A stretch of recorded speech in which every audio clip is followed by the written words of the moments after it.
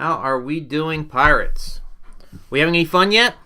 This is week 3 of 7, so now we're kind of getting the hang of this a little bit. Yes, I'm going to answer all your questions today, but before I do, let me give you the 5-minute overview of where my head's at. I think that's probably the best way to say it. Now, I know you're saying, wait a minute. This is a marketing class. This is a social media digital marketing class. What the heck are we studying leadership for? This isn't a management class. This is not a org behavior class. What the heck are we doing? All right. Well, I want to answer all those questions. And I want to answer all your questions because I want to be a helpful guy. Okay? So, what is leadership? Can you name a few leaders? Normally I do this in discussion with a big class where there's an audience and I can call on people. But we don't have to go there, Leadership is a combination of leaders and followers with a common aim or goal. Kinda. This is one of the questions you guys asked. Are leaders born, true or false? Now, we could do a huge tangent here. Because I know a lot of you are saying, something, leaders are born. Leaders, some people just got it. Well, it's false, super false, more false than I can say, false. You have to understand that coming from me, I'm a professor. My job is to train people, so I can train you to be an amazing leader. I believe that, otherwise I wouldn't be a professor, right? Now, just so you know, historically speaking, the study of leadership up through the history of Western civilization and Eastern civilization, up through World War II and even a bit after World War II, was basically the great man theory. And I'm using the great man theory because, yes, they only studied men back then. And more than anything else, they really thought that leaders were born. And what they would do was do a biography of someone who was really successful. And in that biography were all the lessons you need for leadership. That's basically what the leadership model was. It was command and control. The dominant metaphor was the general who's in charge. It was a military kind of metaphor. When we got into the 60s and when we got into the 70s, we were looking to, the discipline, was trying to expand the idea of what leadership should be. It was a professor at MIT in the late 60s who came up with Theory X and Theory Y, basically transformational and transactional leadership. All the literature up to that point in time you could call transactional, the general. I say jump, you say how high. Very transactional. You do this for me, otherwise you get fired. Transformational was something that McGregor started exploring in the late 60s and then in the 70s. He called it transformational leadership, X and Y. Seton Hall is very much a servant leader university. Servant leadership is the term that came from Robert Greenleaf. It's also a pretty popular block in 1993 called the stewardship. But this is very much where the Stillman School is on this continuum. We're much more towards the Theory Y, transformational, servant leader, stewardship side of the equation. Now, here's my biggest argument to why I say leaders are made and not born. And this is one of my favorite leadership books, Geeks and Geezers, where William Bennis, who's probably one of the top leadership researchers of all time, back when the tech thing was happening, Web 1.0, Bennis interviewed a bunch of tech titans and a bunch of non-tech titans, and he was looking for some common goals. What made a leader, what didn't make a leader. And really what it came down to is anyone that was successful had some kind of a crucible. Go back. Crucible, right down here. A really intense experience. Sometimes it was a monster failure, and you can insert another more colorful word that should be bleeped out. But usually good leaders had many crucibles where they were tested, basically. And it was in this crucible where they became who they were as a leader. Hence, leaders are born, not made. Leaders are made, not born. I can't believe I just flubbed that. So here's one of our articles. Goldman took the McGregor Theory X and Theory Y and said, you know something, we shouldn't just talk about leaderships in terms of extreme X of extreme Y. Let's see, you know something, is there a continuum here? So this is what's in your article. And this is the order that they should be placed in. Coercive, pace-setting, authoritative, affiliative, democratic, and coaching.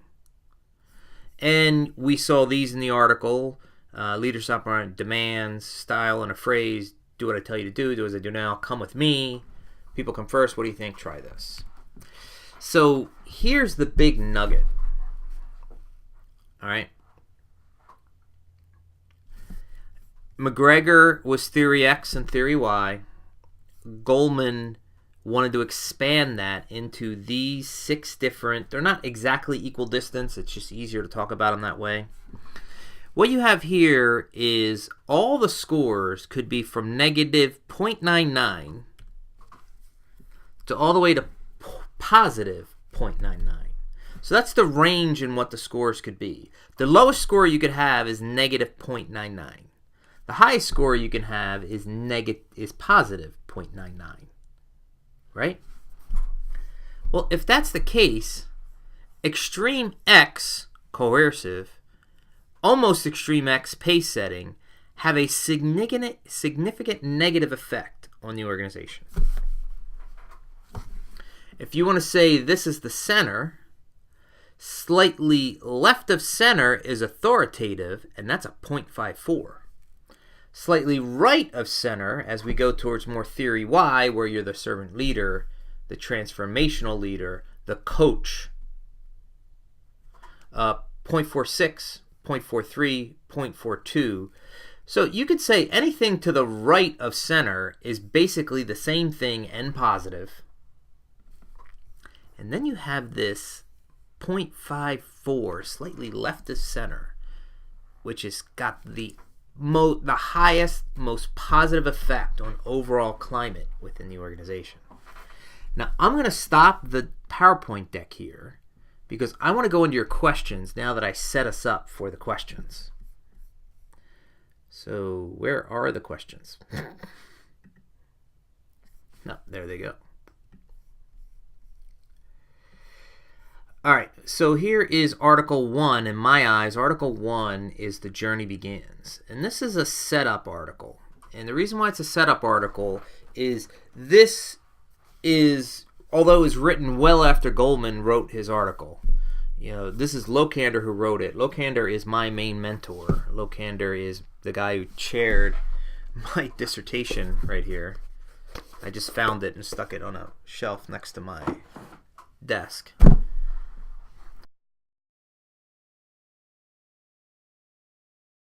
Goldman made the case that the Y side of the continuum is overlooked, underutilized, overlooked.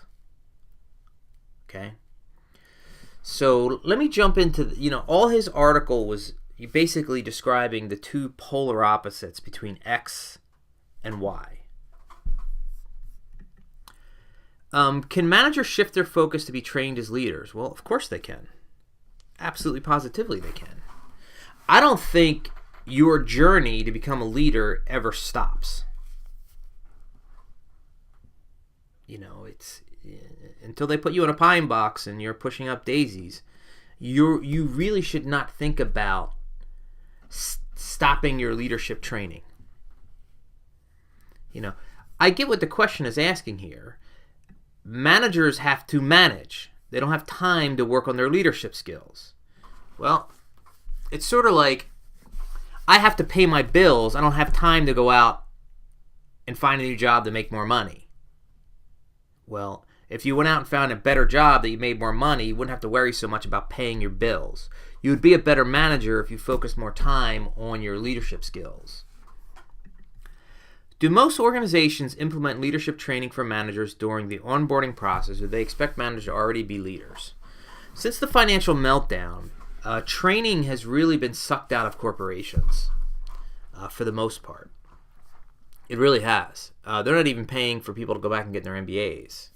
A little scary, to be honest with you.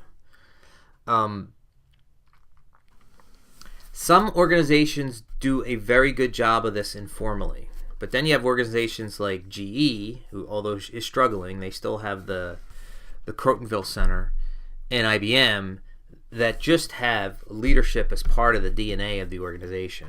There's just so much informal mentorship that's happening amongst colleagues that it's hard to avoid. I think this is a question that you ask in the interviewing process, and you see where that goes. And depending on the answer is a function of whether you really want to be at that company or not. How can leaders share power with teams to improve efficiency and organizational growth while creating authoritarian boundaries? Well, I'll be blunt and say I'm more of a why guy. And as a why guy, I don't give a shit about authoritarian boundaries. Go figure it out. You know, I hired you because I believe in you. I hire you because I think you have a skill set. Go learn. Go figure it out. I'll be here as your mentor, as your coach, but you're on the playing field. Go figure it out. I don't have time to micromanage you. Believe it or not, by giving up authority, you will gain significantly more back than you would if you were just a theory X person and did everything on transactional. Do this for me because it's your job, and if you do it well, I'll give you a bonus, or you'll get fired. But that's your job. I'm in charge. I make the rules. Follow them. Does this article view authority as a bad thing? This article, I think I just answered this question. No. But what they want to do is make sure that you see the theory Y side of the coin. Okay, that's probably the best way to answer that there. How do you ensure the right people are recruited in order to form a team in which the players are interchangeable? As are geese in the V formation. Okay, that's a really good example. I personally think companies spend too much time on the hiring process. I really do. I mean, think about it as I feel uncomfortable when companies use the term family and family metaphors, because family members, unless you kill them off, family members don't go away. I think sports teams are the better analogy, where you follow the team and you care about the team, and the players on the team, they do their absolute best and they're paid very well to be there. But we all know that each one of these players gets a 3, 5, 6, 8, maybe 10-year window, and that's it. Hire someone. Give them responsibility. Give them a 9, 18-month, 3-month kind of a window to see how much further up the organization they're going to go. If not, you say, look, we paid you well. You did your best. It's time for you to find a new environment. It's kind of the world that we're in right now. For leadership to be efficient, how does the individual need to have a balance of both the leader and the manager? Is it possible for such a balance? If not, what's the role? What role is more efficient to meet company goals? I'm biased here. I'm going to repeat what I said earlier. I'm a why. I want to give up all authority. I'm hiring you for you to do your job. And you're going to tell me how it's done. And I'm going to be here for your mentor because I have stuff I got to do. So I don't have time to micromanage you. You do it. I believe in you. You're going to work hard. You're going to learn. You're going to ask me questions. That's what I'm here for. Otherwise, I have you and I have 8 other yous that I got to deal with. And I want all of you to be amazing without me having to come in and do your job. Because that's your job, not my job. My job is to help you guys. My job is not to be you guys. And you notice by using that metaphor, you notice that that's my philosophy of leadership. Okay? The coaches on the sideline, the players are the ones on the field. The players decide the ultimate outcome. The coach is there to be a cheerleader, a mentor, a pedagogue, a coach, not a dictator. Which role is more efficient to prevent employee turnover or turnaround? Does role efficiency depend on the industry? From what employee filer perspective, how do you not fall into the expected role of taking orders from a lead or manager? Okay, there's a couple questions here. Which role is more efficient to prevent employee turnaround? I know you'll get more organizational citizenship behavior. You'll get more employee buy-in if they have more responsibility and they feel like that they're the king and queen of their own kingdom, so to speak. That will reduce someone looking for greener pastures all the time because the pasture that they're working on is their own. Does it depend on the industry? Yes, it does. Some industries have significantly more shuffling the deck, like the financial industry does. Those people are shifting jobs all the time. They really do. From an employee filer, how do you not fall into the expected role of taking orders from leader manager? Well, the easier thing is literally to fall into, hey, look, I got a corner office. My name's on the door. I have a door that shuts. I'm in charge here. I earned it. Listen to me. It's so easy to do that. But that's not really, in my eyes, the best role of a leader. And Goldman's coercive to transformational over here, the numbers show which have the most significant positive impact on the organization. What happens if and when a flock of geese strategy leads to a lack of a true leader? All right, let me answer that question. Let me think about that for a second. Pause. So, as part of this question, your assumption is a true leader, by definition, means there's only one leader. Right? I don't know if I agree with that. I don't know if, in my more transformational theory why, that there has to be a true leader. There does need to be someone who is in charge at the moment and has the responsibilities of the CEO. But does that CEO have to be the CEO for 25 years? No. Could it be a good 3-year stretch? Sure.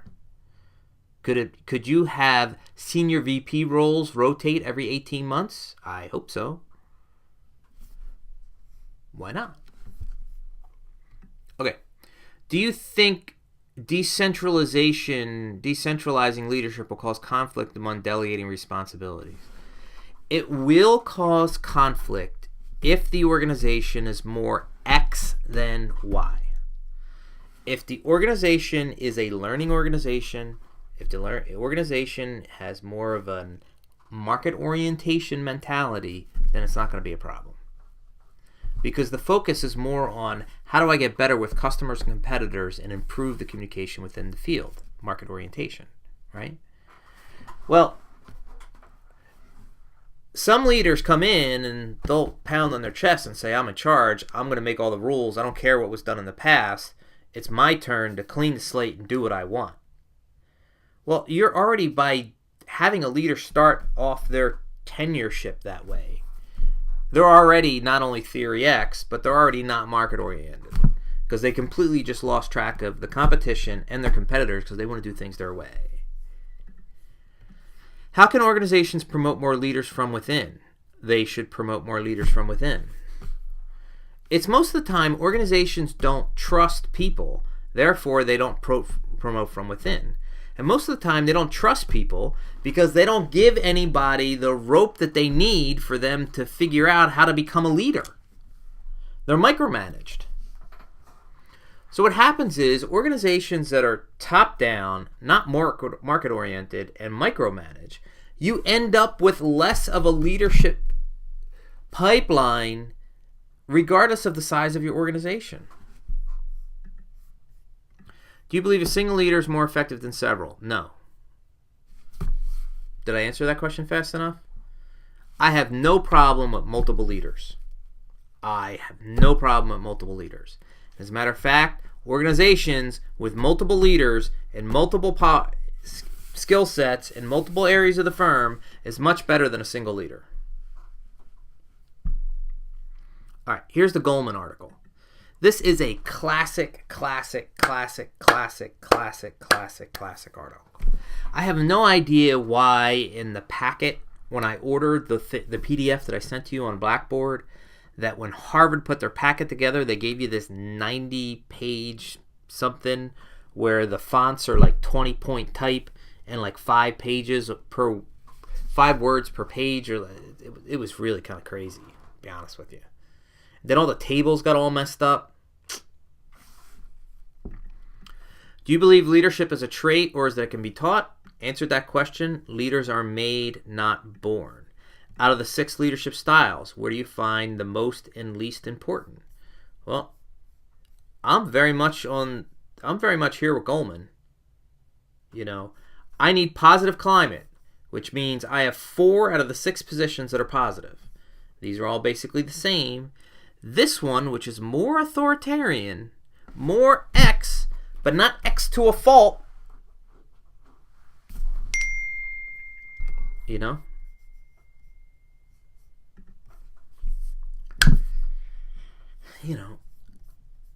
I lean left. I'm not always an extreme Y, although I really tend to be an extreme Y. Kind of more here. We're going to get more to this as we have more questions. Do you think the pace setting style can turn employees off since it deals with leaders constantly demanding better? And if so, how can good leaders avoid turning off their employees?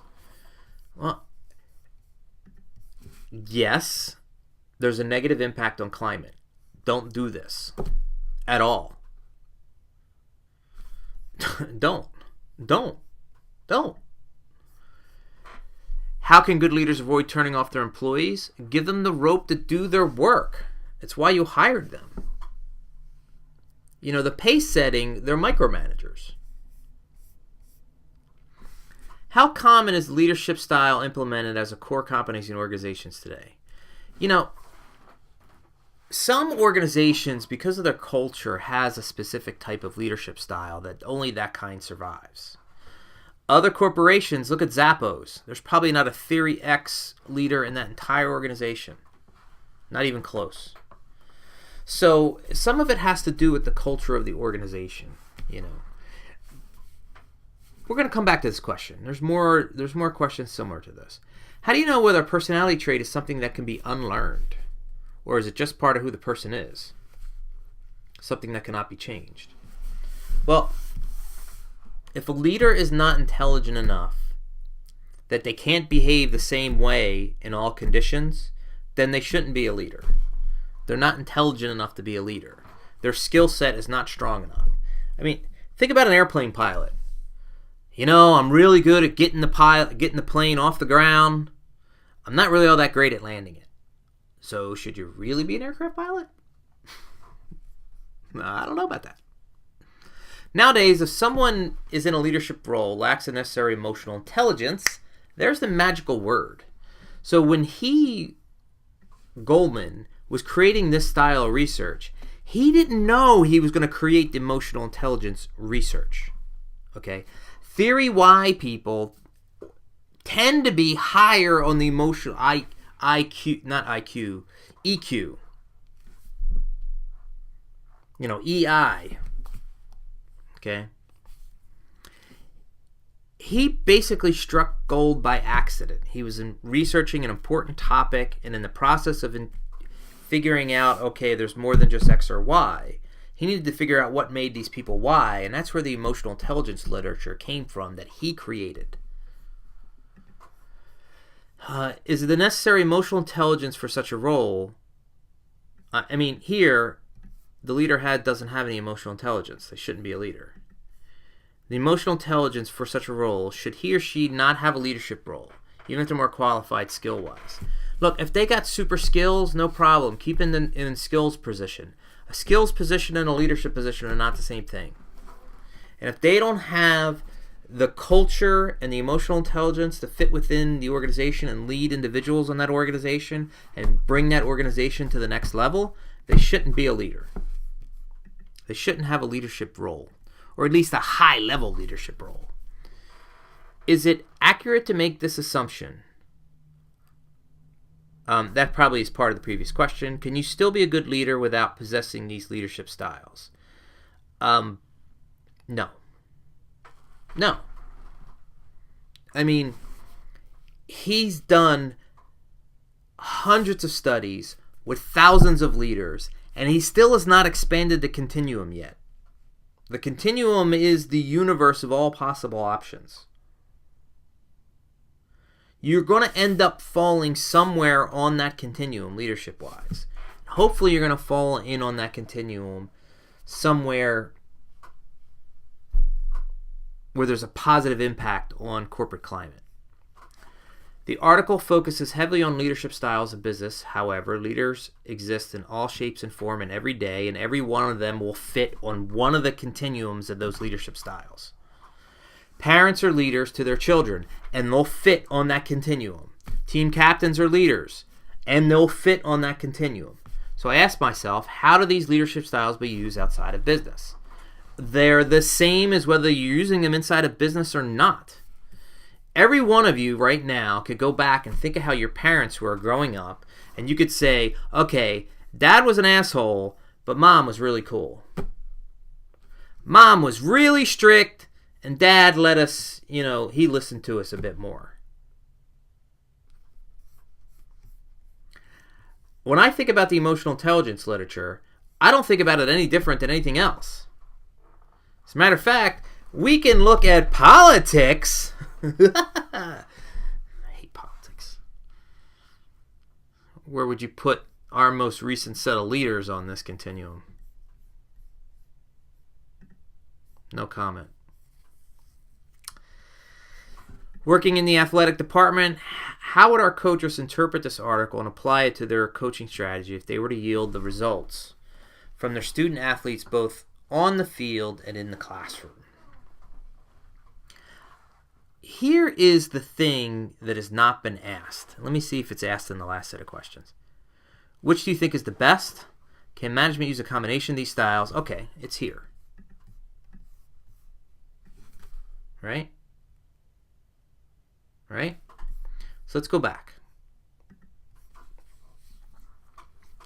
This is really hard to do. But nowhere in that article did Goldman say, you're affiliative, you're tattooed for life as affiliative, and you're screwed. That's all you're going to do your entire life, you're affiliative. You're a coach your entire life, you're stuck as a coach, You are a pace setter. You can only be a pace setter. You never can learn. That's it. No. There was a time in sports culture that this was the only kind of coach that was allowed to exist.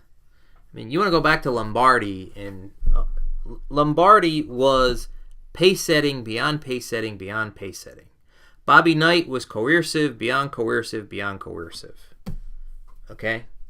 But then I can go to Coach K over here.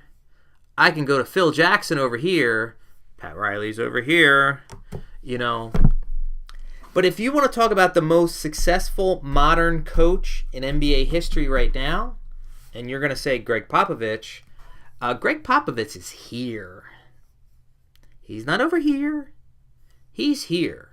But see, he grew up in this world, and he saw that this had a negative impact, and he started shifting in this direction. Popovich is very strong in his opinions. He's very strong with his players. But is he an asshole? No. He is not. He is not. He is not.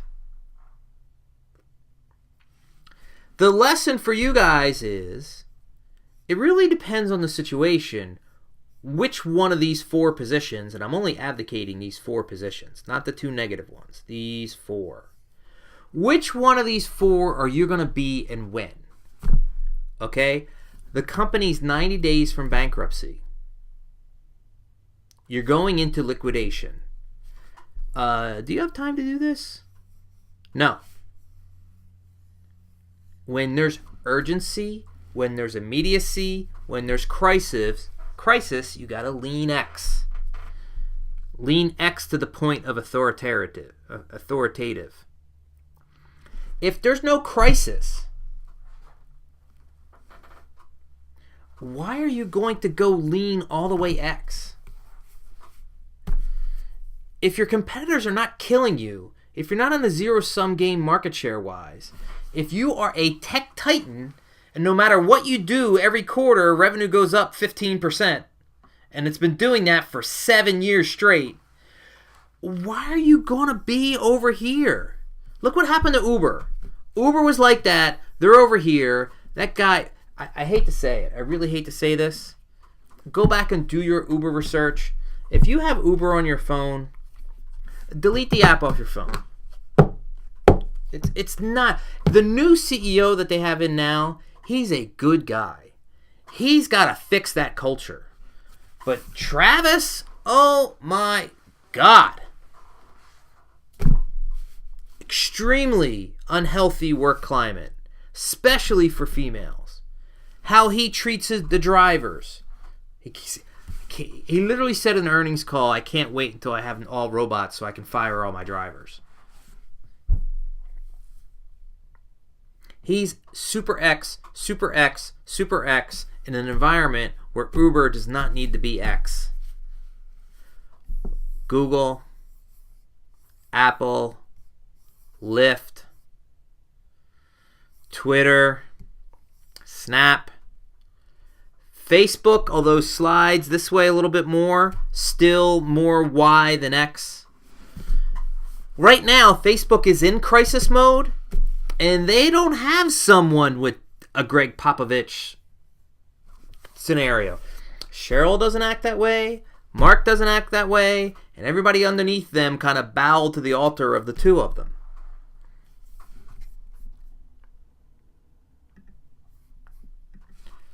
So, I answered that question. What's the best leadership style? It depends on the situation. I tend to lean more Y than X because it's more positive. Can you use a combination of styles? Of course you can. How do authoritative leaders differ from pace-setting leaders? Authoritative leaders still have respect by their employees. They're authoritative, but they're not assholes. Pace-setting leaders are assholes. And there's a really, really good book by Stanford professor Robert Sutton. And the name of the book is literally The No Asshole Rule. If you're interested in leadership, that's an awesome book for you to read. All right. The best leaders are great teachers. This is a new article for this spring semester for this module. I mean, just by the title of it, you can say without question, this is an article that leans Y, not X. In ranking who should a leader please first, the consumer or their employees, in a ranking, who should a leader, the consumer or their employees? Why is it one or the other? Theory Y leader wouldn't choose. As a matter of fact, if you make the consumer happy, you make your employees happy. If you make the employees happy, you make the consumer happy. So why would you optimize one versus the other? I don't know. No. It's one of the reasons why I wanted you to get this module in. I need you to have this why mentality a little bit. Because in a bottom-up world, if you're not more why, we got a problem. You're going to end up like Uber. When it comes to marketing, because there's so many connections to different departments, who would be the leader that needs to implement this one-on-one kind of training? Okay. Now, again, I don't like silos. I don't think it should be marketing orientation. It's market orienting organizations. I don't think this comes out of one department. I really don't. I think you have individuals that span departments as opposed to it coming out of one department, because then you have silo issues from the get-go. What can leaders do to start implementing the process of becoming a leader? You can literally start by giving someone authority to do their job. Not telling what they need to do, them telling you what they need to do. There's a big difference between those two. You're going to go, some companies that you're going to go check out, the first thing they're going to do, they're going to give you an employee manual.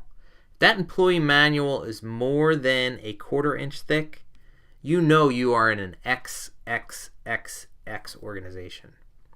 Because the job has to be done one way, and only the way the manual stipulates. Comcast is an X organization. How can organizations facilitate a more teacher-oriented environment? Well, it's got to come from their bosses. It's got to come from the top. It's got to be something that they see and can mirror. Because if it's not something that they see, they're not going to do it. Right? As someone who wants to be mentored, how can I be coached if my manager barely has time for one-on-one meeting? And what would my alternatives be if my manager lacks any one-on-one remains the issue? Okay, there's a couple of things here. First of all, you got to make sure that your manager wants to mentor you, because not all managers want to mentor people. You got to be picking the right mentor. Two, how strong of a job are you going out of your way? If the only time you can talk to your manager is when he or she commutes to and from work, and you don't go out of your way to drive 35 minutes to go to their train stop so you can have the hour ride in and do nothing but talk to your manager, and you don't do that, then how much do you really want to be mentored? The better thing is to ask around informally and say, well, who up there is really good to talk to? It doesn't have to be your direct supervisor. According to the study, can we assume that a leader who does not teach is not a leader, a manager? If so, is this the main difference between leaders and managers? Do employees really utilize the CEO's open door policy? Okay. The article has a bias, and the bias skews Y. By definition, all Ys are more teachers than managers. You know, the article is trying to use the metaphor as a teacher to get corporations to think more about transformational leadership than transactional leadership. That is the main point of the article. As more companies are adopting the virtual office and work from home models, how can a leader maximize his or her ability in these scenarios? Wow, there's fantastic ways to do that. As a matter of fact, one of my companies that I follow the most, I always forget the CEO's name, based in Chicago, it's called Basecamp, right? Basecamp does not have a corporate office, and of their 500 to 600 employees, a third of them are outside the U.S., right? And even the ones that work in Chicago don't work in the Chicago office. And the Chicago office is really small for the company that size. I do not think that being in physical proximity of your boss hinders the way your boss can be a mentor, a coach, a pedagogue. It could be asynchronous, which means not live, virtual, podcasts, wikis, Slack, internal blogs, town hall meetings. There could be live digital scenarios, Zoom. Think about Skype for Business. I could do Skype for Business with 54 students in it. So if I'm the CEO, can I have 54 employees on a live call? Sure. Sure. Evidence has shown that employees have begun taught by executives makes it to the executives. Is evidence shown that no, there are way more variables than just that. There's way more variables than just that. And when you think about it, when you're at the top of the pyramid and you're at the top of one of these organizations, you're talking about the C-suite and under the C-suite, even for a company like General Electric, even for a company like Apple, if it goes more than 45 to 60 people, that's a pretty high number.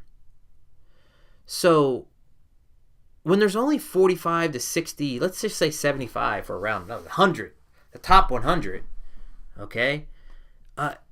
Apple's got 50,000 employees. I mean, that's less than 1/100% of being in the top circle of all circles. And then you have organizations like General Electric that for years,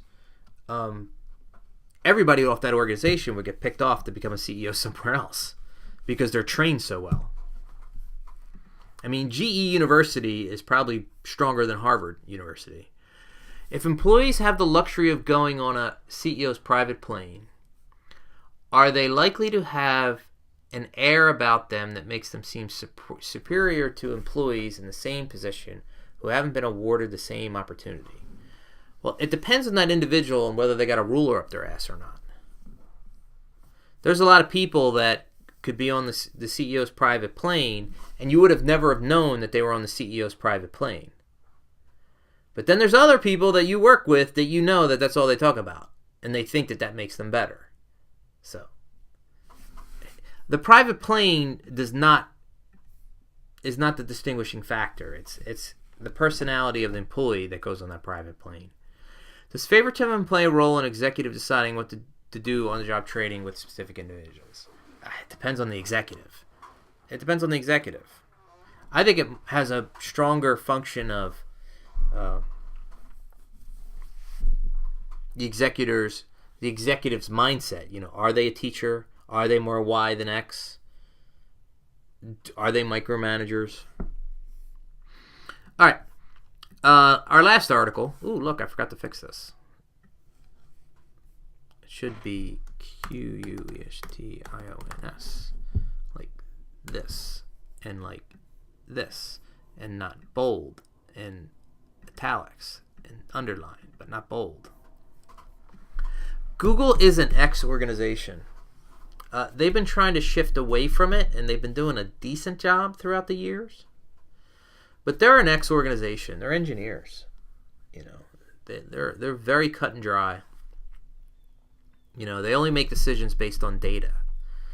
And as Google was getting bigger, they couldn't keep making decisions just based on data. So they did a huge data project to come to the conclusion that you can't make decisions just based on data. Hence this article, Project Oxygen. Why is it necessary to prove to employees the worth of management? Because it's Google's culture. Google was, you know, if you look at Google, I'll throw a number out. 2/3 of the entire company are engineers. Engineers are trained a certain way. Engineers think a certain way. It's very much a clock mentality, a clock metaphor. You know, it's management and engineering are similar but not the same thing.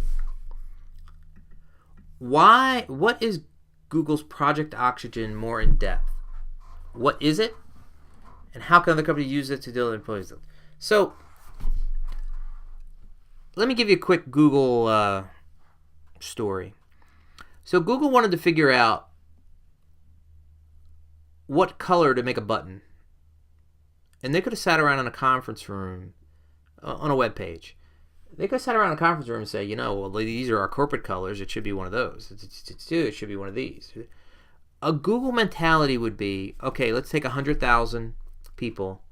We're going to give them these 7 colors. And we're going to see which one gets pressed the most, gets looked at the most, gets the most attention. And based on that data, we're then going to make the decision. This is the way Google thinks. This is how Google rolls. Project Oxygen was a way to get more management, i.e. the training and the development of employees, because the engineers wouldn't waste their time and money if they didn't see a quantifiable reason why they should do it. So they had to collect the data to show them that they should do it. After discussing this article with our group, one question we had was, is this method as effective as it sounds? It depends on the culture of the organization. It was for Google. Google would not be Google now if they did not make a change. Their organization was scaling too fast. Is it giving a lot of power to employees and eliminating how leaders act? Is that fair to management? What do you mean, is it fair to management? You should give a lot of power to employees. Remember, this is Google. They had $130 billion in revenue last quarter with 44% margin. Other than the issues that they have with the U.S. government and the fact that they are discriminatory in Europe, those are a whole privacy conversation. But balance sheet-wise, no one's even close to them. Facebook's half their size. You know, the world is not on fire in the Google world.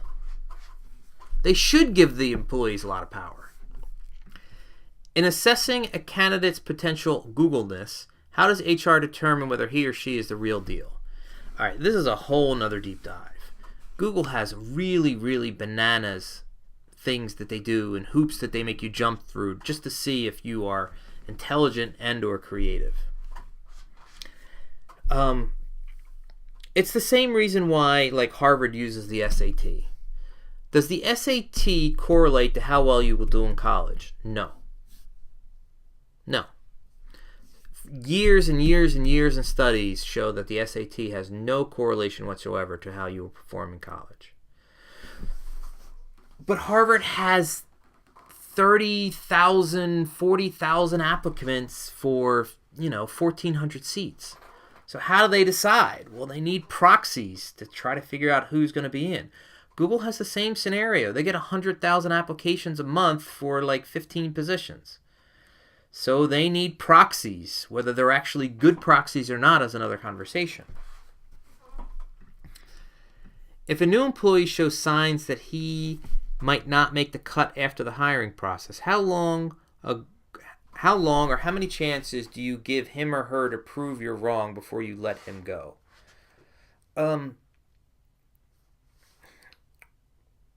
More than one, because individuals need crucibles to learn. Depending on their position, it's just how many crucibles. You can have someone you like. You can have someone that's really talented. You can still have someone that's not ready for a position at this point in their career where they're at. And you can't wait.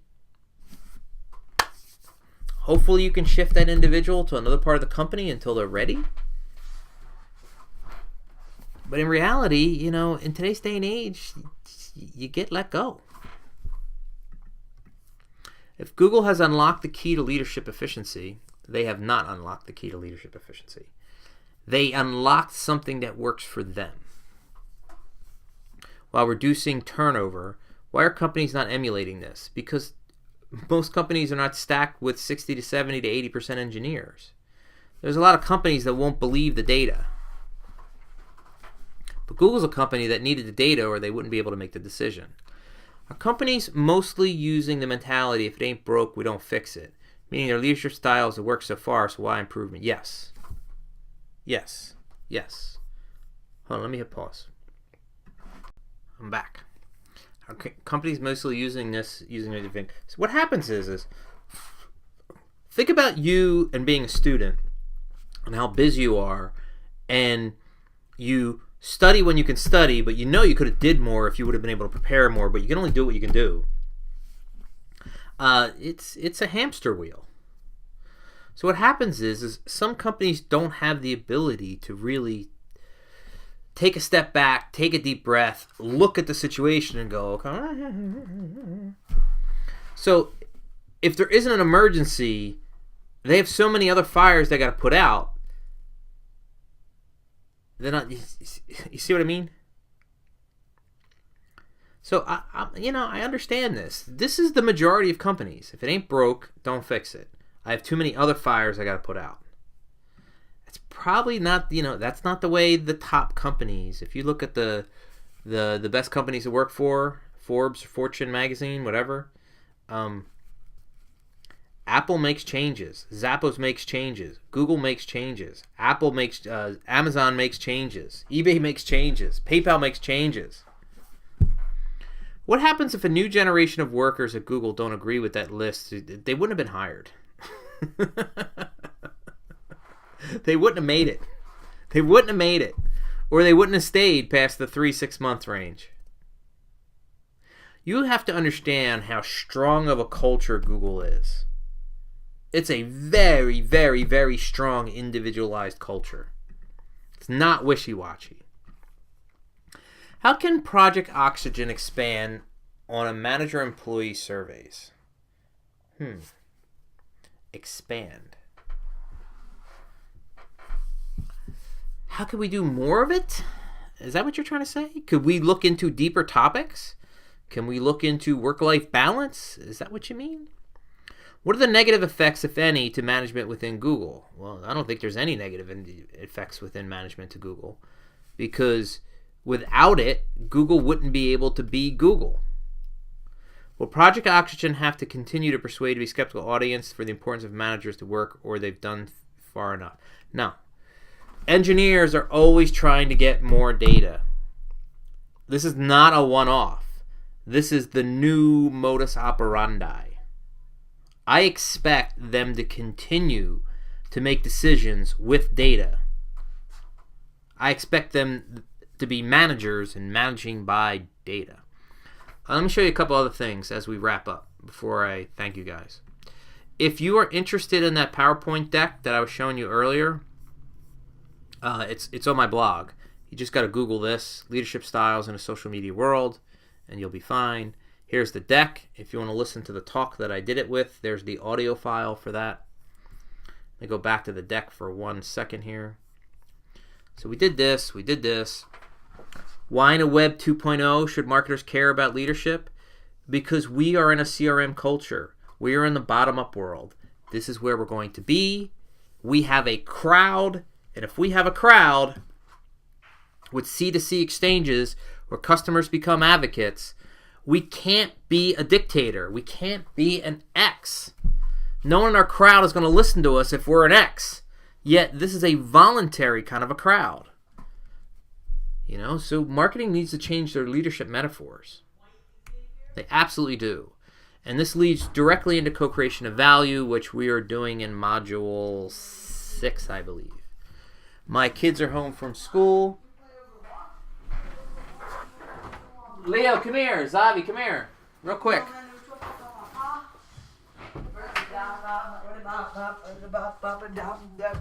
See? What's that look like to you? That looks like the emerging concept of marketing. Yeah. A Venn diagram. Yeah, you guys are. You're recording. The camera's live. I'm recording. Say hi to my students. Say Oh, hi there. Hello. They can't see you. You're not in front of the camera. I know. Get over here, you cuckoo. Out. Hello there. I'm being a Theory X dad. I'm killing him. No. That's it. I thank you for your time. I thank you for your energy. You have a good weekend. I am stopping the recording.